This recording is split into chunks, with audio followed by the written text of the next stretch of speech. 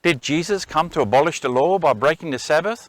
Did Jesus teach his disciples to break the Sabbath? Why was the Sabbath such a controversy among the Jewish leadership, even to the point where they tried to kill Jesus? Join us in this controversial subject that so many Christians seem to get wrong in relation to Christ and the Sabbath in this episode called The Unlawful Day.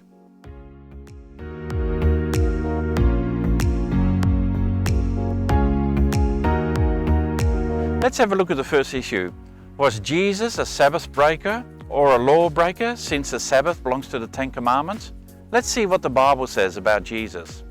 If ye keep my commandments, ye shall abide in my love, even as I have kept my Father's commandments, and abide in his love. And again in 1 Peter 2:22.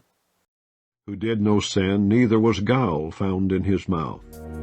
So why the conflict? If Jesus never broke any of the laws, why did the Jewish leadership have such a problem in the way Jesus kept the Sabbath? For us to understand what was going on here, we need to go back to the time of Jeremiah, when God allowed the Babylonians to capture Jerusalem because of the apostasy. But what a lot of people don't realize, one of the reasons for this captivity was because they were breaking the Sabbath.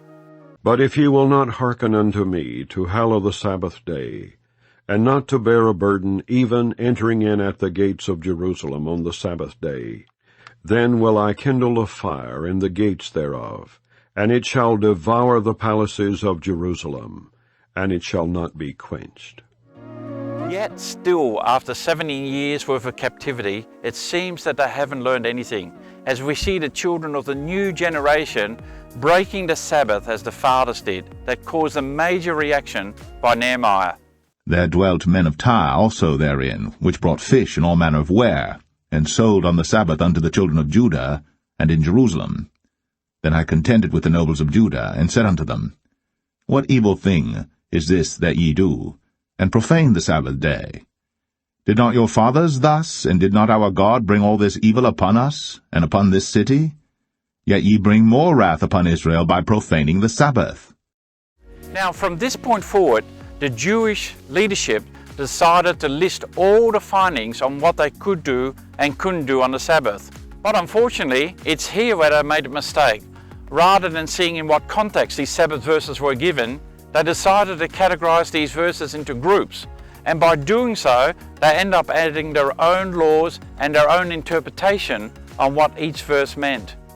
Even though some of these laws seemed obvious, however, they end up with many contradictions and many laws the Bible never spoke about. For example, in Exodus chapter 16, we see that God didn't want us to light any fires on the Sabbath. And the reason for that is that God wanted us to rest on the Sabbath, including wives, by not doing any cooking on this day. So detailed became these finer laws that it meant that on the Sabbath, if you're a smoker, you could no longer light up a cigarette, because that would be classed as lighting fires on the Sabbath. It was these extra man-made laws that placed a tremendous burden on how to keep the Sabbath in those days. And because of these stern laws, amendments had to be made, in some cases contradicting the scriptures, and in other cases contradicting their own laws. For example, God didn't want us to lift anything unnecessary on the Sabbath. So the Jewish leadership made a category called lifting burdens on the Sabbath. It went as far as carrying a handkerchief on the Sabbath. However, people, if they had a cold, they needed to carry a handkerchief, even on the Sabbath. So they decided if you pin your handkerchief on your clothes, you would no longer be carrying the burden, but the pin would be carrying the burden instead. It was these man-made laws on how to keep the Sabbath that Christ came into conflict with. God never intended to place these ridiculous laws on how to keep the Sabbath for a day that was supposed to be enjoyed with the Creator and all the things He created for us in nature.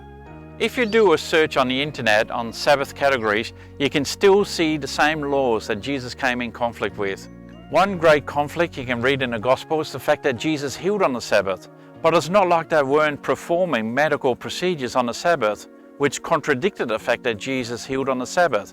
Here in John 7:23, it says this, If a man on the Sabbath day receives circumcision, that the law of Moses should not be broken, are ye angry at me, because I have made a man every whit whole on the Sabbath day?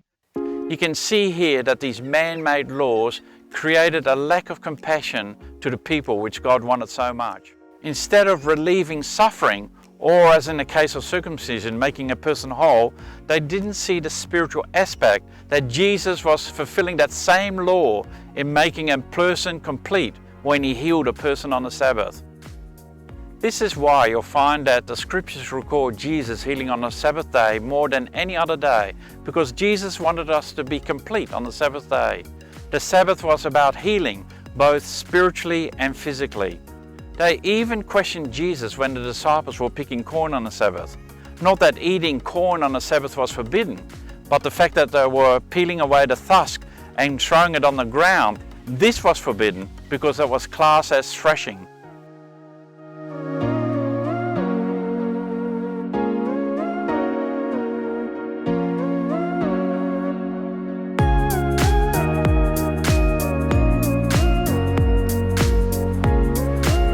It was here again that Jesus rebuked the Jewish leadership, that the Sabbath was not made for them to make the rules, but that Jesus gave them the Sabbath and He's the one that makes the rules.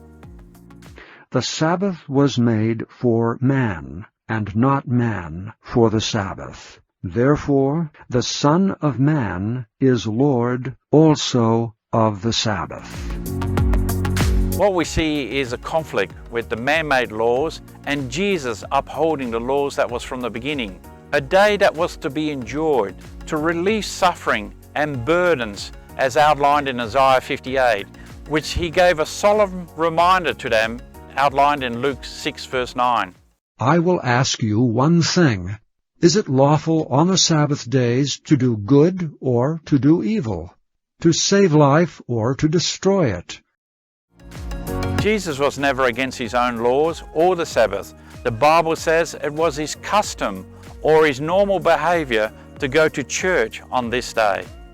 And He came to Nazareth, where He had been brought up, and as His custom was, He went into the synagogue on the Sabbath day and stood up for to read. But what about us today? Are we keeping this day of rest because of what the Scriptures say? Or are we keeping this day of rest because of a man-made law? Can we truly say that we are keeping this day based on what the Bible says? To do otherwise, the rebuke from Jesus would still be for us today, when Jesus said, The Sabbath was made for man, and not man for the Sabbath. Therefore the Son of Man is Lord also of the Sabbath. And remember, narrow is the way which leads unto life, and a few shall find it.